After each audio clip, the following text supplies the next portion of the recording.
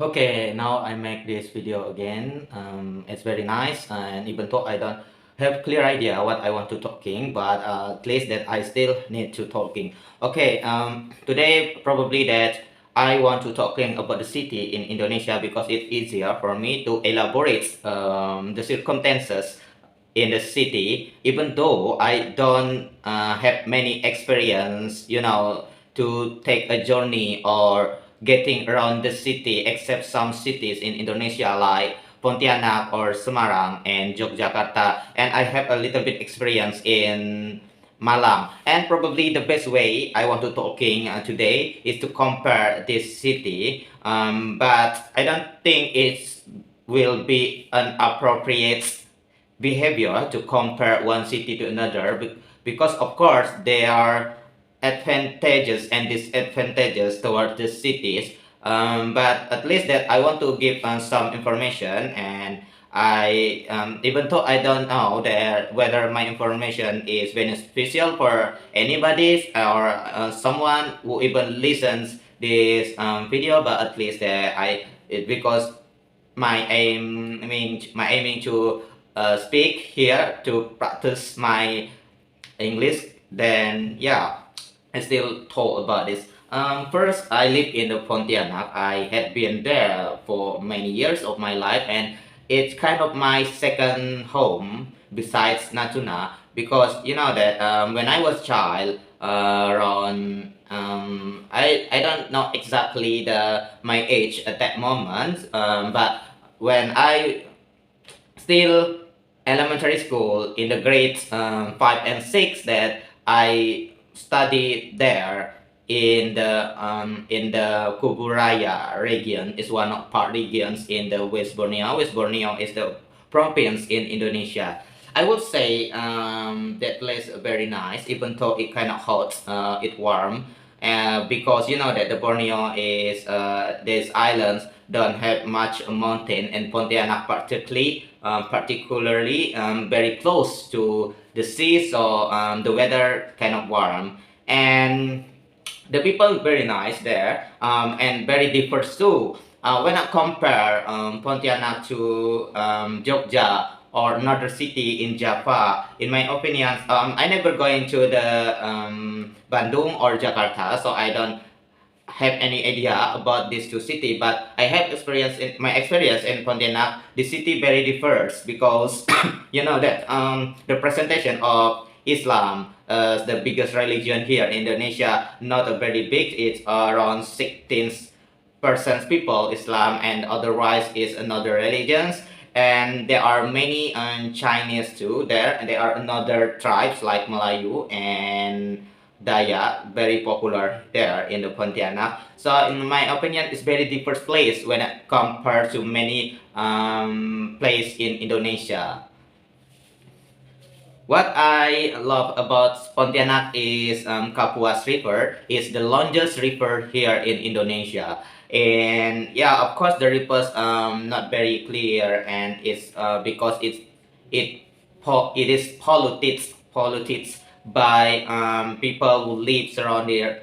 So it's not the best way to swim, but I have experienced swim there many times when my childhood, and because it's a big river, so you know the feeling when you jump from the bridge into the water, it feels thrilling. It kind of feel, it's scary, but it kind of adventures at that same moment, and give me something that I never had feels before, and I feel, it just feel nice to have experience. And it close to the Ramayana Mall. Ramayana Mall is not the biggest mall in the Borneo because already there are many malls, but I think it's one of the oldest mall there, but not really. I'm not really sure because I don't have any information about this. But yeah, but this mall very close for me personally because it's near in the Cambodia gang, which is the place that mostly I live when I there in a Pontianak, because you know that my brother-in-law actually come there from the gang Cambodia in a very close to the Kapuas River. And the great annually events there in the Pontianak is in Lebaran, in holy months, the last holy months of Muslim, we have this called Maryam carpet. It's very popular, and the sounds very very noisy, but many people um, going there to see the events, and also the fires, what you said it, fireflies or something like that, is very nice. You can see it in the banks of the river, which is a very great experience in my opinions. And then another city, it's I'm actually I had experience is Yogyakarta. um, I had mixed feelings toward this city. Sometimes that I'm very love this city, but the another time it just that feel the city don't develop very much in recent years. It just stuck at that moment, and we don't really know why. First, when I come to the Jogja, the transportation very well, especially the public transportation in the bus Transjakarta is very nice to getting around the city using the bus, and it's very cheap too. But at that moment, it's kind of decline. People using this bus, and they tend to use personal vehicles like motorcycles or cars, which is of course for me personally I don't like it because I don't have a driving license at that moment, so I can use these vehicles. And also personally, I want getting around the city use a public transport more than personal vehicles because the vibes very different. You know, the feeling that you can see the building from the bus and just you sitting there, and also sometimes you have to communicate with people beside you, and you just listen to their story, and that's it, and just make your day become better. It's different when you use a vehicle transport, especially motorcycle, because I don't know the feeling I use cars because I rarely use this car because I'm not from rich family background. So mostly we use motorcycle as transportations of middle class here in Indonesia. And when the rainy day, you just feel awful because you need to jacket or something like that. I'm sorry. I'm still cooking at that moment. This moment, and it's kind of last 1 month already, and it's still going on. And I know that I need to stop to eat fries, but I just can't help myself because I'm very profound of it. Okay, back to about Yogyakarta city. So it doesn't improve their public transportation, and then in my opinion, that the government from this area really need to work hard to make a better public transport into the public, into their citizens, because you know that the Yogyakarta is have very many monuments, which is very beneficial for them to improve their tourism. And this place also already promise of this kind of economic activity tourism. And they also need have a problem with inequality in my opinion, because when I getting around the city, I look at people very poor live close to the Gajah Wong, but they are upper class living not very far from them. It's a very that you can see the difference between rich and poor people very huge here in the Jakarta, and in the in the Yogyakarta. I think it's the problem not only this Yogyakarta city, but all city in Indonesia, because not in Indonesia, I guess even the big city like London, New York, and San Diego have this problem about inequality. And it seems like the government almost don't do the best thing that can do to tackle this issue. So I think it's very hard to overcome, because in this world, the on the on the one side inequality is very bad, but on the other side we know that capitalists make economy want a country become better. So it's very uneasy to solve the problem. Okay. But of course, there are many things that I love about Yogyakarta, especially Malioboro. And I think the recent years, Malioboro improved very well from the government. They want to modernize these tourist attractions, which is very good. But I think that it's just that my suggestion, in my opinions, that the government need to take an effort to resecurate their traditional value in this Maliboro tourist attraction, because this place very vital in Yogyakarta. And the best place that I love from Malioboro is the Bring Harjo. It is a traditional market there in the Jogja, and it's very great place to visit if you going to the Jakarta some days. And the other things that I love about the Jogja is the dynamic city, because you know that mostly people come from another place in Indonesia into the Jogja city, and mostly they are young people who take who study in the college like the Gajah Mada or UNY, or like me in UIN. So of course there are many people from different background. It's very nice. We have this making this culture of the city become very dynamic, and so we can meet many people there in Yogyakarta. So this is what I love. It also have the many, you know, that many big mall and something like this. It's very modernized city, even though the, you know, that the building not very tall, and I don't know the reason why why people there don't build their building taller than other city in Java. But in my opinion, there are still traditional value there related to the kingdom. At least this is what I heard, but I don't know about this specifically. And another city I want to share is Semarang. Semarang is a nice city. There are lower Semarang, very close to the sea, and the upper Semarang is kind of more cold because in the up the mountains, and the city kind of big, and the people, well, I don't want to say it, but not as polite as people in the Garut example, if I want to compare. But at least what I hate most about about Semarang is because it's part of Pantura. You know that there are many truck and bus and Trenton and something, you know, the big vehicles there. And when I just, you know, getting around the place, it's very crazy. But the government really give an effort for public transportation, and the Trans Semarang works very well. This is what I love from this place. And also, what is nice about this is because you know that it's kind of transition place. So when you want going to the Surabaya to the Jakarta, Semarang is kind of hooked. So you know that the city kind of transition, which is very nice. And the best place that I visit from the Semarang is the old towns, which is built, I guess, in my opinion, that in 19th centuries or probably 20th centuries, early 21st centuries. It's very nice, and they do protect this old city, which is very great from people and government there in the Semarang. This is what I love the most about the Semarang city.